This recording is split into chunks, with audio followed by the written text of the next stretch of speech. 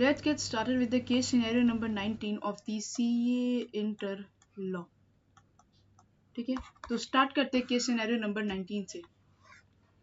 Case को पढ़ने से पहले नीचे के क्वेश्चंस को पढ़ेंगे जो हम हर बार ही करते हैं।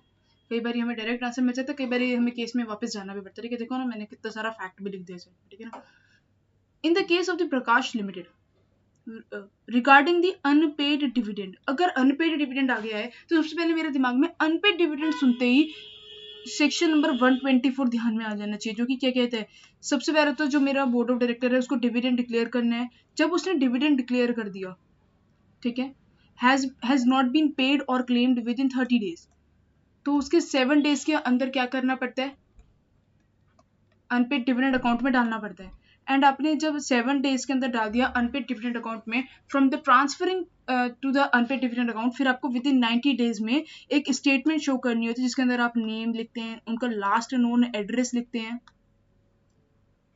नेम लिखते हैं, लास्ट नोन एड्रेस लिखते हैं, है ना, और उसको प्लेस करते हैं ऑन द, मतलब लास्ट नोन एड्रेस तो लिखते हो और एक चीज और लिखते हो, उनका अनपेड डिविडेंड का अमाउंट कितना है, और फिर उसको वेबसाइट ऑफ द कंपनी पे प्लेस कर देते हो। ठीक है, तो ये सारी बातें मैंने यहाँ पे लिख रखी, एक बार देख लो आप। देखो, where the company has declared the dividend but it has not paid or claimed within the 30 days from the date of the declaration, then such amount shall be transferred to the unpaid dividend account within 7 days from the expiry of the such 30 days. ठीक है, 30 दिन के अंदर। ठीक है, within the 90 days of the transferring of the such amount to the unpaid dividend account, unpaid dividend account में transfer करने के within 90 days में हमको क्या करना होता है, एक स्टेटमेंट बनानी होती है, और स्टेटमेंट के अंदर क्या लिखते हैं, नेम लिखते हैं, लास्ट नोन एड्रेस लिखते हैं, नेम लिखते हैं, लास्ट नोन एड्रेस लिखते हैं, अमाउंट लिखते हैं, अनपेड डिविडेंड अमाउंट कितना है to be paid for the each person, and place it on the website of the company, and then उसको वेबसाइट ऑफ द कंपनी पे प्लेस इट भी कर देते हैं। ठीक है, तो चलो एक बार देखते हैं तो क्वेश्चन में क्या कर रहा है प्रकाश लिमिटेड में, देखते हैं।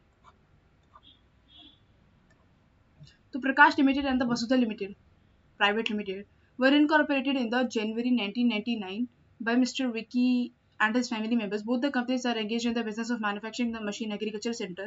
ये सारी बातें हैं, ठीक है, लेकिन मुझे जो अनपेड डिविडेंड अमाउंट की बारे में बातें चाहिए वो देखते हैं कि कहाँ पर है। हाँ, यहाँ पे दिखा, देखो मुझे यहाँ पे दिखा अनपेड डिविडेंड अकाउंट। चलो देखते हैं। The dividend was declared on the 31st of अगस्त। ठीक है, तो इसके विद इन 30 डेज में, यानी कि अगस्त के बाद सितंबर, तो 30th ऑफ सितंबर तक आपको इसको दे देना चाहिए था। अगर नहीं दिया तो यहाँ से विद इन 7 डेज, अगर मैं 30th ऑफ सितंबर से यहाँ पे 7 डेज काउंट करूँ तो 7th ऑफ अक्टूबर, ठीक है, तो 7 डेज हो गए, 7th ऑफ अक्टूबर तक आपको अनपेड डिविडेंड अकाउंट में पैसा जो है वो भेज देना चाहिए था। ठीक है, transfer to the unpaid dividend account and a statement complying with the names to be hosted on the 9th of November. ठीक है, तो अब यहाँ से मुझे प्लस 90 डेज चाहिए रहेंगे, है ना, तो 90 डेज के विद इन में उन्होंने कर दिया, क्योंकि देखो 9th ऑफ नवंबर है, 9th ऑफ नवंबर है। ठीक है, तो मुझे दिख रहा है कि 90 डेज के विद इन में ट्रांसफर कर दिया। ठीक है, आगे देखते हैं कि ऑप्शंस क्या है। Prakash Limited is guilty of the non-payment of the dividend because some of the dividend remain unpaid even after the 30 days of the declaration. बताओ यार, एक बात है क्या कि देखो इधर देखो, इसने 30 दिन में प्रॉपर्ली पैसा नहीं भेज देता, हाँ बिल्कुल भेज देता, देख लो 30, लेकिन जब इसने वेबसाइट के ऊपर लिखा statement containing only the names of such beneficiaries, only name से काम हो जाएगा। आपने नेम लिख दिया, उनका लास्ट नोन एड्रेस कौन लिखेगा, और अनपेड डिविडेंड का अमाउंट कौन लिखेगा, कितना उनका अनपेड डिविडेंड का अमाउंट है, ये दो चीजें आपने लिखी ही नहीं, तो इसीलिए गिल्टी है, ना कि उसने 30 दिन में ट्रांसफर नहीं करा वो इसीलिए गिल्टी, ऐसा कुछ नहीं है। ठीक है, तो ये वाला पॉइंट तो गलत है। Prakash limited is guilty because list of beneficiaries unpaid dividend after the 30 days नहीं, वो जो 90 डेज वाला कंडीशन थी। Guilty because the list of the beneficiaries does not contain the last known address.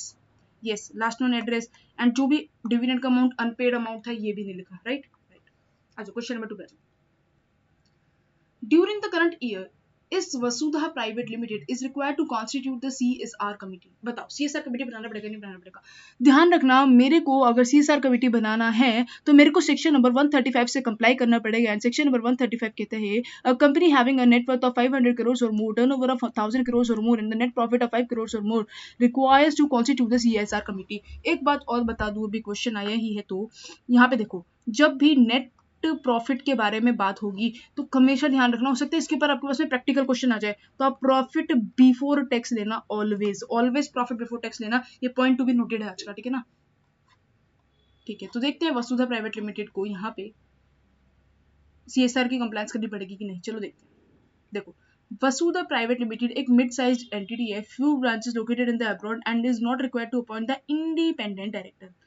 ठीक है, इंडिपेंडेंट डायरेक्टर अपॉइंट ही नहीं करा। चलो देखते हैं, यहाँ पे थोड़ा सा ट्रिक है, पता है क्यों? यहाँ पे इंडिपेंडेंट डायरेक्टर्स ने अपॉइंट नहीं करा। अगर आपने सेक्शन नंबर 135 के अकॉर्डिंगली अगर आपको CSR कमेटी बनानी है तो इसके अंदर 3 और मोर डायरेक्टर्स होने ही चाहिए, 3 और मोर डायरेक्टर्स होने ही चाहिए। एंड जिसमें से कि एक आपका इंडिपेंडेंट डायरेक्टर जरूर होना चाहिए, एक आपका क्या होना चाहिए, इंडिपेंडेंट डायरेक्टर जरूर होना चाहिए।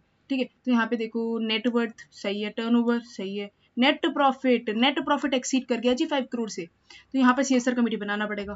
ठीक है, इंडिपेंडेंट डायरेक्टर ने यहाँ पे भी कंप्लायंस नहीं करा है।